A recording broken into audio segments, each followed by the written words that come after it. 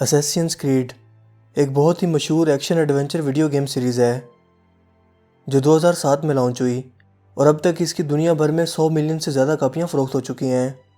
بہت سی comics books, novel, یہاں تک کہ حال ہی میں اس پر ہالی ووڈ میں ایک فلم بھی بنائی جا رہی ہے، کیونکہ اسیسینز کریڈ کی تمام کہانی حقیقت پر مبنی ہے اور اس کے پیچھے ایک تاریخی پس منظر موجود ہے۔ یہ اپنے اندر مسلمانوں کے عروج و زوال کی ایک مختصر کہانی سمیٹے ہوئے ہے۔ یہ فلم ہسپانوی باز پرس پر مبنی ہے، جس کی بدولت 1492 میں مسلمانوں کو اسپین سے بے دخل کر دیا گیا تھا جب وہ سائنس اور تحقیق میں عروج پر تھے۔ اس کے علاوہ یہ آج کل کی دہشت کے خلاف جنگ کی عکاسی بھی کرتی ہے۔ اس فلم میں ایسے لوگوں کو دکھایا گیا ہے جو مسلمانوں سے اپنے آبا و اجداد کے زمانے کا تعلق توڑ دیتے ہیں اور اسیسینز یعنی قاتل کہلائے جانے لگتے ہیں۔ یہ اسیسینز اس وقت کے انتہائی مضبوط شیعہ گروپ کے ممبرز تھے جنہیں حشاشین کے نام سے بھی جانا جاتا ہے۔ انہوں نے اپنے راستے میں آنے والے ہزاروں مسلمانوں کو بڑی سفاکی سے قتل کیا۔ فلم میں ولن نائٹ ٹیمپلرز یہودی ہیں جنہیں عیسائیوں کی پشت پناہی حاصل ہے۔ دوستو، مسلمانوں نے اسپین پر 800 سال تک حکمرانی کی اور اس دوران تعمیرات، تحقیق اور سیاست میں عروج پر تھے، مگر 15ویں صدی عیسوی میں صلیبی عیسائیوں نے حملہ کر کے اسپین سے مسلمانوں کے اقتدار کا خاتمہ کر دیا۔ یہ قبضہ انتہائی شاطرانہ انداز میں ہوا، کیونکہ 1469 میں فرڈیننڈ نامی عیسائی بادشاہ نے ملکہ ایزابیلا سے اقتدار حاصل کرنے کی خاطر شادی کی اور آہستہ آہستہ پورے اسپین پر اپنا قبضہ جما لیا۔ اس دوران اس نے مسلمانوں کے تمام علاقوں پر بھی قبضہ کر لیا، سوائے گریناڈا کے۔ گریناڈا ایک واحد علاقہ تھا جو مسلمانوں کے قبضے میں ہی رہا۔ اس دوران یہاں رہنے والے مسلمانوں کو متجسس یعنی ایسے اقلیتی لوگ جنہیں کسی جگہ رہنے کی دعوت ہو کہلاتے تھے۔ مسلمان اس علاقے میں اپنی عبادات اور رسم و رواج کے معاملے میں آزاد تھے۔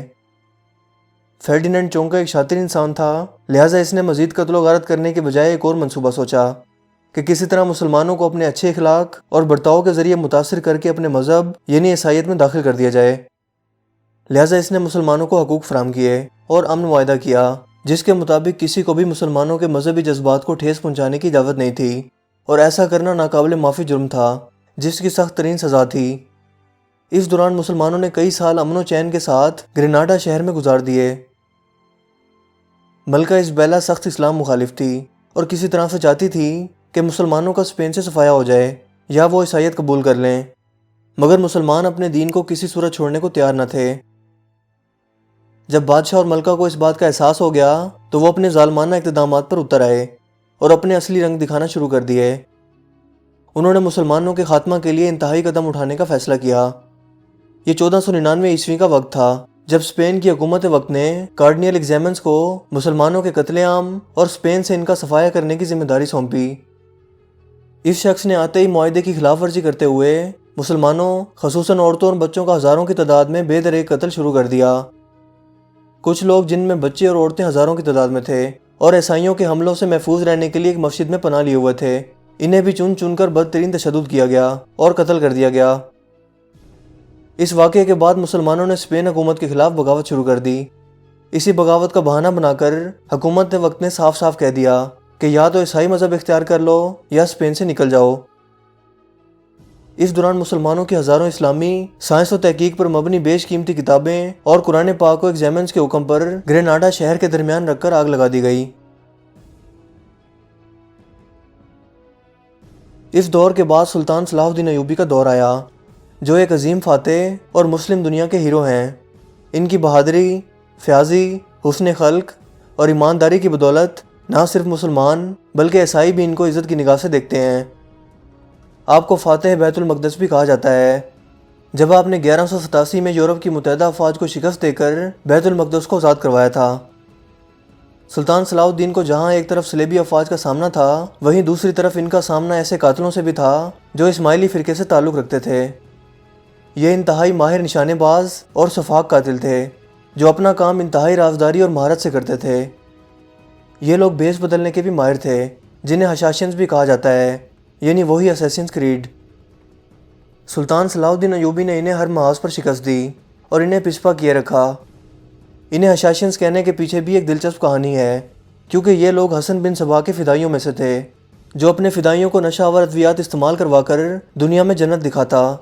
اور انہیں اپنے لیے ہر غلط کام اور دشمنوں کو قتل کروانے کے لیے تیار کرتا۔ ان لوگوں نے حسن بن صبا کے کہنے پر سلطان صلاح الدین ایوبی کو بھی زہر دے کر مارنے کی کوشش کی، مگر وہ بچ گئے، مگر سلطان نور الدین زنگی اس زہر کا شکار ہو گئے۔ ان لوگوں نے 11ویں صدی عیسوی میں ایران جبکہ 12ویں صدی عیسوی میں شام کے کئی علاقوں پر قبضہ کر لیا۔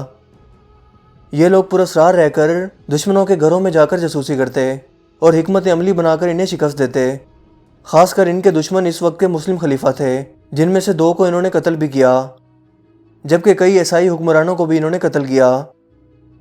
آہستہ آہستہ ان لوگوں میں خود غرضی اور لالچ اس حد تک بڑھ گیا کہ انہوں نے اپنے ہی ساتھیوں کو دھوکہ دینا شروع کر دیا۔ مگر ان کا اصل برا وقت اس وقت شروع ہوا جب مصر کے سلطان اور منگول کے ہلاکو خان نے حملہ کر کے اس تنظیم کو منتشر کر دیا، اور یہ لوگ الگ ہو کر دنیا بھر میں پھیل گئے، جس سے آہستہ آہستہ اس تنظیم کا اثر و رسوخ ختم ہو گیا۔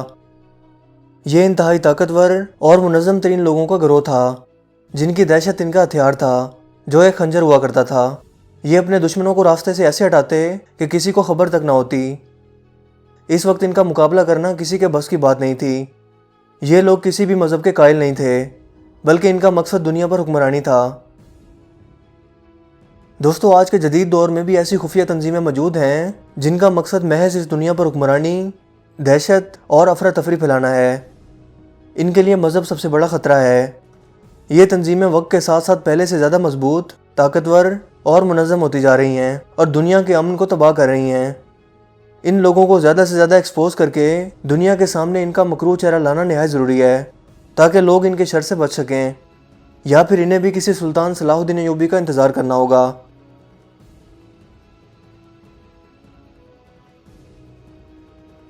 مجھے امید ہے کہ آج کی یہ ویڈیو آپ کے لیے کافی انفارمیٹیو ہوگی اور آپ کو پسند آئی ہوگی۔